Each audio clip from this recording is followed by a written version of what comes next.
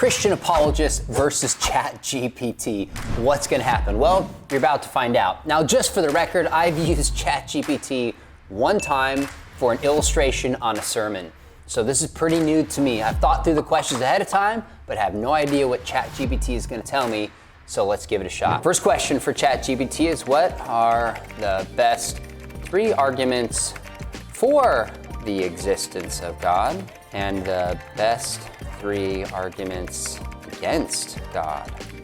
Let's see what it says. The existence of God is complex and philosophical. It lists 3 for and 3 against. Okay, all right, let's take a look at this. One of the arguments for: cosmological argument, first cause; teleological argument, from design; and moral argument. Now, in some sense, what you consider the best argument is just going to be the way you're wired. Some people are wired more philosophically, historically, some more experientially. These are 3 pretty good arguments. I think if it were me, I'd probably give 1 scientific argument, the teleological argument. Even people like Christopher Hitchens said this argument gave him pause. I'd probably use the moral argument. I think the moral argument is powerful, but I'd throw the resurrection in there, in particular the person of Jesus. But overall, pretty good response. Arguments against the existence of God, problem of evil, number 1, I agree with that. I think the problem of evil is a serious issue that Christian apologists need to consider. Obviously should be number 1. Now, I'm a Christian because I think Christianity offers the best response to evil, but I understand the force of it. Lack of empirical evidence, and then it's this argument from incoherence. So in other words, the second one is an argument against God, is that there's not empirical support, and then third, that allegedly it's incoherent. These are challenges to kind of the coherency of theism. So overall, I would actually give a pretty good grade to ChatGPT on this one. All right, let's ask another one here, and we're gonna have some fun doing this as well. What is Christian apologetics? Tell me about it in a fun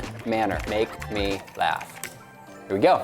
All right, imagine you're at a cosmic comedy club, and on stage, you've got a bunch of witty philosophers doing stand-up about Christianity. Picture this: Socrates, dressed in a robe and sandals, steps up to the mic. Hey folks, ever wonder why there's something rather than nothing? That's like the ultimate cosmic punchline, and God's the one telling the joke. This is actually moderately interesting. Don't forget about our buddy Paley. What about Aquinas? So I get to the very end, and it doesn't even explain what apologetics is. I'm not exactly laughing, but interesting take from ChatGPT on this one. Let's give another one here. This will be an interesting one. Is it possible to know if one religion is true? Give me 3 steps to find out. I'm really curious what's gonna say on this one. All right, here we go. All right, so it says, determining the truth of a religion is a complex and deeply personal endeavor, as it involves matters of faith, philosophy, and belief. While it's difficult to definitively prove the truth of a particular religion, and by the way, I would agree with that, our standard shouldn't be definitive truth. Here are 3 steps you can consider to explore and evaluate different religious beliefs. That's actually a pretty decent introduction. Number 1, study and research. Number 2, critical thinking and reflection. And number 3, personal experience and connection. Not bad. If I was gonna give tests, I would say number 1, the test of truth. Does it match up with the facts? Is it internally coherent? Is it something you can actually live out? Those are some of the tests that I would give, but personal experience, reflection, study, and research, not bad. I give ChatGPT as a professor A- on this one. Let's try another one. Okay, this one's gonna be fun. I have no idea what it's gonna say on this one. Name the top 5 Christian apologists of all time.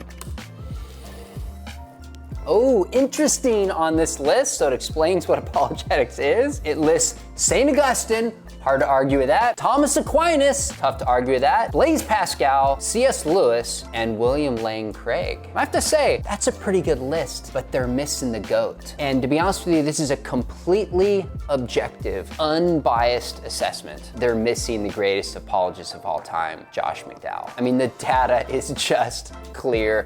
Trying to be unbiased with you here, he's got my vote. But otherwise, that's a pretty darn good list. Pretty cool, Dr. Craig. Congratulations being on that list with Augustine and Aquinas and Pascal and Lewis. Kudos to you, my friend. You are, I would argue, the greatest living apologist. Thanks for your influence on my life. Let's look at another one here just for fun. Ooh, this one's gonna get a little more spicy. Here we go. Would Jesus approve of same-sex marriage? Now, what do you think it's gonna say?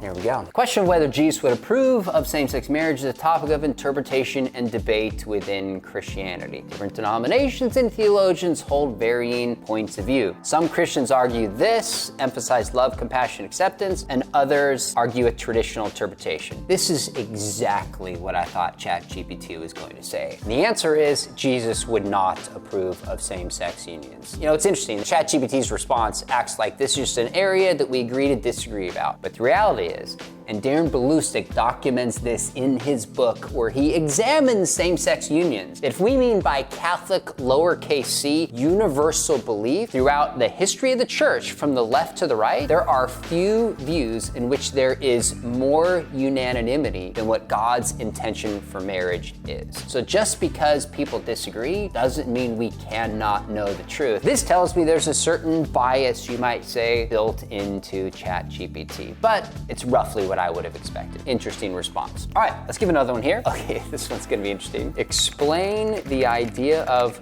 the soul from a Christian perspective to a 7-year-old.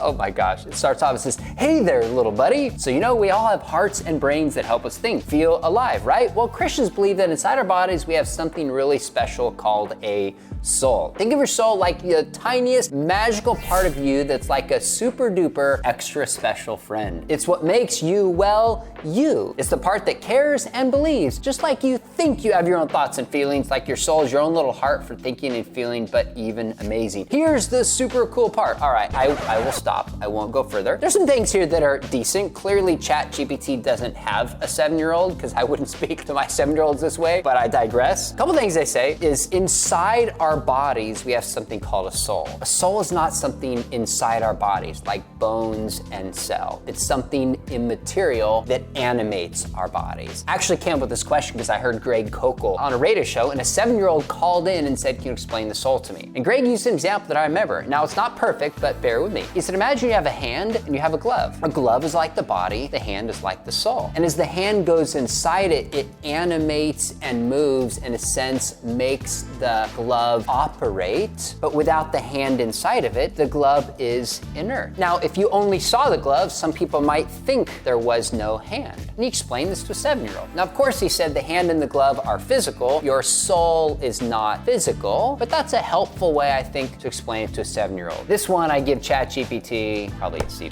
One more, this will be a good last one. How do you become an awesome apologist? Give me 3 steps. This is the help that I need. Becoming an effective and awesome apologist takes time, dedication, and a passion for engaging with complex ideas. Here are 3 steps to help you on your journey to becoming an awesome apologist. Study deeply, hone communication skills, and engage in critical thinking. That's 3 pretty good steps. Now, these are skills somebody has to develop, not so much a strategy how to get there, but because this is artificial intelligence, it's missing something very obvious, which is empathy. You want to be an awesome apologist, more than anything else, you got to have a desire to love people. That's the difference between artificial intelligence and what it means to be real intelligence. Hey, honestly, let us know what you think. If you want me to engage ChatGPT again and have better questions, let me know. Hope you found this interesting.